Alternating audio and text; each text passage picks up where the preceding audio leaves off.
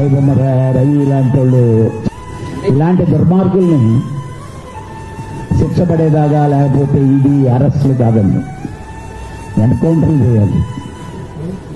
ఎన్కౌంటర్లు చేస్తే వాళ్ళు వెళ్ళిపోయినా సినిమా వాళ్ళన్నా చేయాలి కనీసం.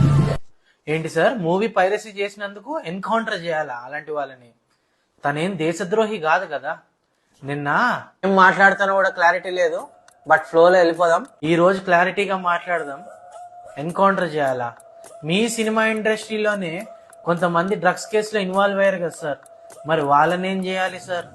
మీ సినిమా ఇండస్ట్రీలోనే కొంతమంది బెట్టింగ్ యాప్స్ ప్రమోట్ చేయడం వల్ల చాలా మంది ఫ్యామిలీస్ రోడ్డుకి వచ్చేసాయి, కొంతమంది లైఫ్లే కోల్పోయారు సార్, మరి వాళ్ళని ఏం చేయాలి సార్? మీ ఇండస్ట్రీలోనే రెమ్యూనరేషన్ ఇష్టం వచ్చినట్టు ఇచ్చేసి, సినిమాల మీద ఇష్టం వచ్చినట్టు ఖర్చు పెట్టేసి ఆ భారం అంతా ప్రేక్షకుల మీద వేశారు కదా సార్, మరి వాళ్ళని ఏం చేయాలి సార్? అండ్ ఏం నష్టపోతున్నారు సార్? రేంజ్ రోవర్ కార్లో తిరిగేటోడు రోల్స్ రాయిస్ లో తిరగలేకపోతున్నాడా? లగ్జరీ విల్లాలో ఉండేటోడు ఇంకో 4 లగ్జరీ విల్లాలు కొనలేకపోతున్నారా? నష్టపోతున్నారు. ఇవాళ రోజు కూడా 10,000 జీతం వచ్చినవాడు సగం జీతం సినిమాల మీద ఉన్న పిచ్చితోటే నెలకి ఖర్చు పెడుతున్నాడు. అది ఎవ్వరికి కనిపించదు. మరి మాది కాదా సార్ నష్టం? ఇంతెంత రేట్లు పెట్టి టికెట్లు పెట్టేస్తే ఆ నష్టాలు ఎవరికి కనిపించవా? అండ్ ఏదనంటే మార్కెట్ మార్కెట్ అంటారు. ఇంత మార్కెట్ ఉంది కాబట్టి రెమ్యూనరేషన్ ఇస్తున్నాం, ఇంత సినిమాకి బడ్జెట్ అవుతుంది అంటున్నారు. అంటే మాకు సినిమా మీద ఉన్న ప్రేమ అభిమానం మీరు మనీతో క్యాచ్ చేసుకుంటున్నారా సార్?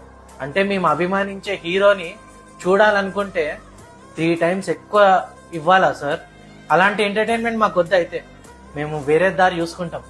మీరు ఇంతలా కష్టపడి మా గురించి ఆలోచించకండి సార్. మీరు సినిమాలు తీయకపోయినా పర్వాలేదు, కానీ మా గురించే మీరు సినిమాలు తీస్తున్నంత ఫీల్ అయిపోకండి.